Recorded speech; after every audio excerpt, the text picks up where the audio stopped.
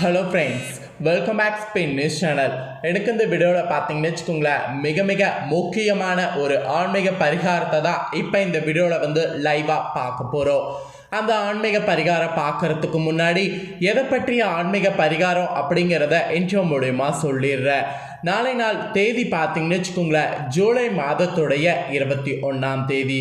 அதே போல் தமிழ் மாதம் பார்த்தீங்கன்னு வச்சுக்கோங்களேன், குரோதி ஆண்டுடைய 4வது மாதமான ஆடி மாதத்துடைய 5ஆம் நாள்.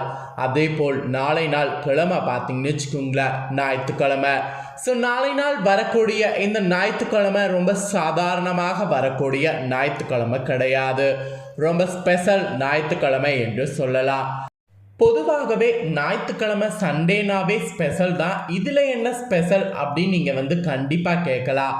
நாளை நாள் என்ன ஸ்பெஷல்னா, ஆடி மாதத்துடைய பௌர்ணமியானது வந்திருக்குங்க. ஆடி மாதத்தில் வரக்கூடிய பௌர்ணமி மற்ற மாதங்களில் வரக்கூடிய பௌர்ணமி காட்டிலும் 2 மடங்கு சிறப்பு. ஆடி பௌர்ணமி வரக்கூடிய நாளை நாள் கடன் பிரச்சனை தீர ஆடி பௌர்ணமியுடைய வழிபாடை தான் இந்த வீடியோவில் சொல்ல போகிறேன். கண்டிப்பாக இந்த வழிபாடு அனைவருக்கும் ரொம்ப யூஸ்ஃபுல்லாகவும் ரொம்ப இன்ட்ரெஸ்டாகவும் இருக்கும். கண்டிப்பாக வீடியோ பார்க்கக்கூடிய அத்தனை பேரும் வீடியோ ஸ்கிப் பண்ணாமல் பாருங்கள். ஏன்னா கடன் பிரச்சனை இருக்கிறவங்களுக்கு இந்த வீடியோ கண்டிப்பாக ஒரு அருமருந்தாக இருக்கும். பொதுவாகவே ஆடி மாதம் அப்படிங்கிறது தெய்வீகமான மாதமாக கருதப்படுது. மொத்தம் 12 தமிழ் மாதங்கள் இருக்கு. இதுல 4வதாக வரக்கூடிய மாதம் ஆடி மாதம். இந்த மாதத்துல சூரியன் கடக ராசியில பயணம் செய்வாரு, அதனால இது கடக மாதம் என்றும் அழைக்கப்படும்.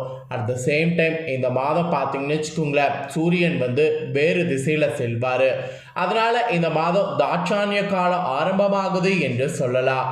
அது மட்டும் இல்லாமல் மற்ற மாதங்களை விட இந்த மாதத்தில் சூரியனுடைய ஒளிக்கதிர்கள் அதிகமாக விழும். இதனால் விவசாயம் ரொம்ப அதிகமாக செழிக்கும். அதனால தான் இந்த ஆடி மாதத்தில் விதைகளெல்லாம் விதைக்கணும் அப்படிங்கிற ஒரு பழமொழியே இருக்குது. அந்த பழமொழிக்கேற்ப விவசாயிகள் இன்றளவு விதைச்சி பயன்பெற்றுட்ருக்காங்க.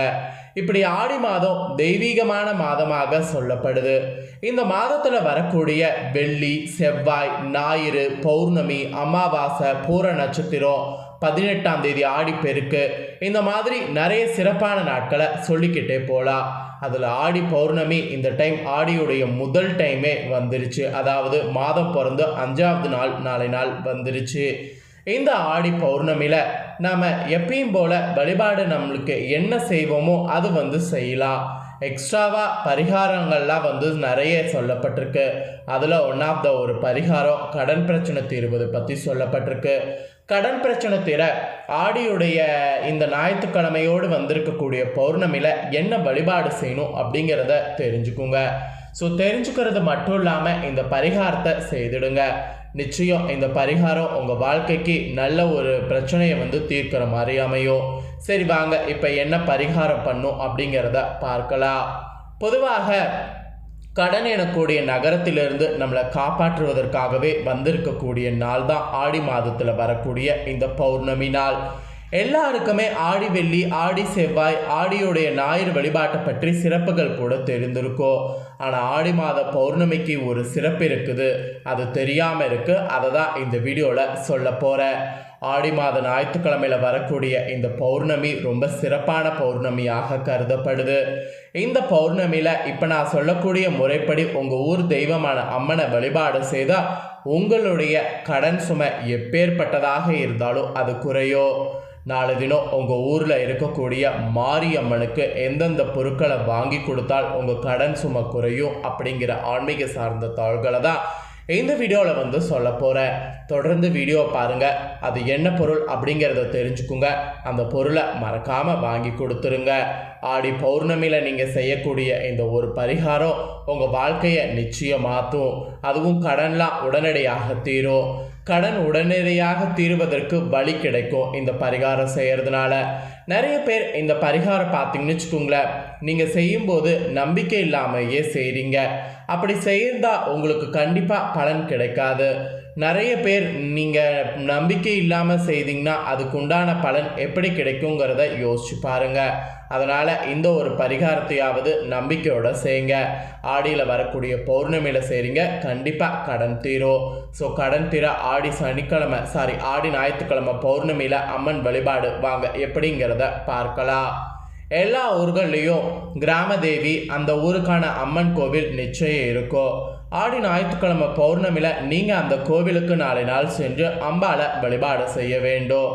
அம்பாளுக்கு நாளை நாள் சிவப்பு நிறத்தில் இருக்கக்கூடிய புடவை, சிவப்பு நிறத்தில் இருக்கக்கூடிய வளையல், சிவப்பு நிறத்தில் இருக்கக்கூடிய குங்குமம், சிவப்பு நிறத்தில் இருக்கக்கூடிய செம்பருத்தி பூ, அரளிப்பூ, இதை எல்லாத்தையுமே பார்த்தீங்கன்னு வச்சுக்கோங்களேன் வாங்கி எடுத்துகிட்டு போய் கொடுக்கணும். ஸோ இதோடு சேர்த்து 2 செவ்வாழை பழத்தையும் வைக்கணும். கூட வெத்தலை பாக்கு, தேங்காய், இப்படி பூஜைக்கு தேவையான எல்லா பொருட்களையும் வாங்கிட்டு உங்கள் ஊர்களில் இருக்கக்கூடிய மாரியம்மன் கோவிலுக்கு போகணும். ஸோ கண்டிப்பாக உங்கள் ஊர்களில் ஒரு மாரியம்மன் கோவில் இருக்கும். அந்த மாரியம்மன் கோவிலுக்கு நாளைய பௌர்ணமியில் நான் சொன்ன எல்லா பொருட்களையும் வாங்கிட்டு போங்க. திரும்பவும் என்னென்ன பொருள் சொல்கிறேன் நோட் பண்ணிக்கோங்க. சிவப்பு நிறத்தில் இருக்கக்கூடிய புடவை, சிவப்பு நிறத்தில் இருக்கக்கூடிய வளையல், சிவப்பு நிறத்தில் இருக்கக்கூடிய குங்குமம், சிவப்பு நிறத்தில் இருக்கக்கூடிய செம்பருத்தி பூ, அரளிப்பூ, இந்த மாதிரி எல்லாமே சிகப்பு நிறத்தில் இருக்கிற மாதிரி எடுத்துகிட்டு போகணும். ஸோ புடவை நீங்கள் ரொம்ப காஸ்ட்லியாக வாங்கணுங்கிறது அவசியம் இல்லை. 150 ரூபா 200 ரூபாய்க்கே இப்போ கடைகளில் விற்கிது. அந்த மாதிரி கடைகளில் சிம்பிளாக விற்கக்கூடிய புடவைகளையே வாங்கி எடுத்துகிட்டு போங்க. இதோடு நீங்கள் கூட பார்த்தீங்கன்னு வச்சுக்கோங்களேன் 3 எலுமிச்சம்பழமும் வாங்கி எடுத்துகிட்டு போங்க. ஆடியுடைய ஞாயிற்றுக்கிழமை பௌர்ணமி என்று அம்மனுக்கு சிவப்பு நிறத்தில் அலங்காரம் செய்யக்கூடிய இந்த பொருட்களை வாங்கி உங்கள் கைகளால் சின்ன வேப்பிலை மாலையும் கட்டி கொண்டு போங்க. ஆடி ஞாயிற்றுக்கிழமை பௌர்ணமியில் கட்டாயம் நீங்கள் கோவிலுக்கு எடுத்துகிட்டு போய் இந்த பரிகாரத்தை செய்ய வேண்டும். வாங்கிய இந்த சிவப்பு நிறத்தில் இருக்கக்கூடிய பொருட்களை எல்லாம் அம்பாளுக்கு கொடுத்து விடுங்க. அம்பாளுக்கு கொடுத்து அம்பாளுக்கு முழுசாக இதில் அலங்காரம் செய்வாங்க. அதை பாருங்கள். கோவிலுக்கு போய் இதெல்லாம் கொடுத்ததுக்கு பின்னாடி அம்பாளுக்கு தீபம் ஏற்றுங்க. அந்த கோவில்லையே அமர்ந்து உங்கள் கடன் பிரச்சனை தீர வேண்டும் என்ற மன உருகி பிரார்த்தனை செய்து கொள்ளுங்க. பிரார்த்தனை மன உருகி செய்யணும். அகல் விளக்கில் நல்லெண்ணெய் ஊற்றி வெள்ளத்திரிக்கு பதிலாக சிவப்பு திரி போட்டு விளக்கேற்றுவது ரொம்ப ரொம்ப சிறப்பு. ஸோ கண்டிப்பாக நீங்கள் கோவிலுக்கு போகும்போது திரி கூட சிவப்பு நிறத்தில் வாங்கிட்டு போங்க. சிவப்பு நிறத்தில் திரியா இருக்கா அப்படின்னு கேட்டிங்கன்னா அக்கோர்ஸ் கண்டிப்பாக இருக்குது. நாட்டு மருந்து கடை எல்லா கடைகள்லையுமே இப்போ கிடைக்குது. கேட்டு வாங்கி எடுத்துகிட்டு போங்க. உங்களால் முடிந்தால் கூடவே பார்த்தீங்கன்னு வச்சுக்கோங்களேன் பாகு வெல்லம் வாங்கி சுவையான சக்கரை பொங்கலையும் செய்து கோவிலில் அம்பாளுக்கு இதோடு சேர்த்து நெய்வேத்தியம் பண்ணுங்க. அந்த சக்கரை பொங்கலை அப்படியே கோவிலுக்கு வரக்கூடிய பக்தர்களுக்கு விநியோகமும் செய்துடுங்க. மிக குறைந்த அளவு பிரசாதத்தை விநியோகம் செய்தாலும் உங்களுக்கு நிச்சயம் பலன் கிடைக்கும். அதனால் உங்களால் முடிஞ்சால் பொங்கல் செய்து அதை படைத்து கொடுங்க. பெரிய அளவில் இந்த பரிகாரத்தை செய்ய வேண்டும் என்று அவசியமில்லை. நம்பிக்கையோடு இப்போ நான் சொன்ன விஷயங்களை பின்பற்றினீங்கன்னாவே உங்கள் கடன் சுமை குறையறதுக்கு அம்பாள் அருள் புரிவாங்க. கடன் சுமை குறைய வேண்டும் என்று அம்பாளை மனவுருகி பிரார்த்தனை செய்து கொண்டாலே கடன் பிரச்சனையிலிருந்து விடுபடுவீங்க. ஸோ கண்டிப்பாக நம்பிக்கையோட செய்யுங்க. வீடு திரும்பும்போது நீங்கள் எடுத்து சென்ற அந்த 3 எலுமிச்சம்பழத்தையும், அதாவது கோவிலுக்கு எடுத்து சென்று திரும்ப கொண்டு வருவீங்கள்ல, அது கொடுக்கலாம் கேட்டு வாங்கிக்கோங்க. அந்த 3 எலுமிச்சம்பழத்தையும் உள்ளங்கையில் வைத்து உங்களுடைய கடன் என்னை விட்டு விலக வேண்டும் என்று பிரார்த்தனை செய்து அம்பாளுடைய சூளத்திலேயே குத்தி விட்டு வந்துடுங்க.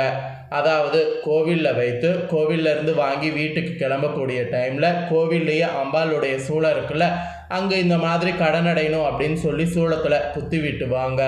அவ்வளவுதாங்க. நாளை ஆடி மாதத்தில் வரக்கூடிய இந்த ஞாயிற்றுக்கிழமை பௌர்ணமியில் இதை செய்தால் நிச்சயம் பலன் உண்டு. வாய்ப்பு இருக்கிறவங்க இந்த வாய்ப்பை மட்டும் மிஸ் பண்ணிடாதீங்க. ஏன்னா நிறைய பேருக்கு நாளை நாள் லீவாக இருக்கும், எல்லா சந்தர்ப்பமும் கரெக்டாக இருக்கும். அந்த வாய்ப்பை சொல்கிறேன். இந்த வாய்ப்பை விட்டுட்டிங்கன்னா திரும்ப அடுத்த ஆடி பௌர்ணமி வரையும் வெயிட் பண்ணும். அதனால் இந்த பௌர்ணமியை மிஸ் பண்ணிடாதீங்க. கடன் அடையணும்னு நினைக்கிறவங்க ஆண் பெண் யார் வேணாலும் இந்த பரிகாரத்தை செய்யலாம். நிச்சயம் அந்த அம்பாள் கண் திறப்பாங்க.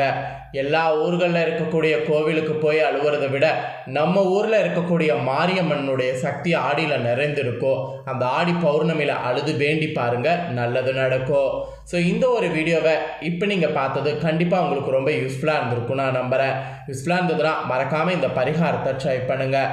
நீங்கள் பரிகாரத்தை ட்ரை பண்ணுறது போல் உங்கள் ஃப்ரெண்ட்ஸ் ஃபேமிலி இருக்கவங்களும் ட்ரை பண்ணி அவங்களும் பயனடையணும்னு நினச்சிங்கன்னா வீடியோ லைக் பண்ணி ஷேர் பண்ணுங்கள். உங்கள் ஃப்ரெண்ட்ஸ் ஃபேமிலி இருக்கிறவங்களும் வீடியோ பார்க்கட்டும். மேலும் இதே போல் புதிய அப்டேட்டான தகவல்களை தெரிந்து கொள்ள மறக்காமல் நம்ம சேனலை சப்ஸ்கிரைப் பண்ணுங்கள். இதே போல் சுவாரஸ்யமாக வேறொரு புதிய அப்டேட்டான தகவலோடு மீண்டும் இன்னொரு வீடியோவில் சந்திக்கிறேன். நன்றி, வணக்கம்.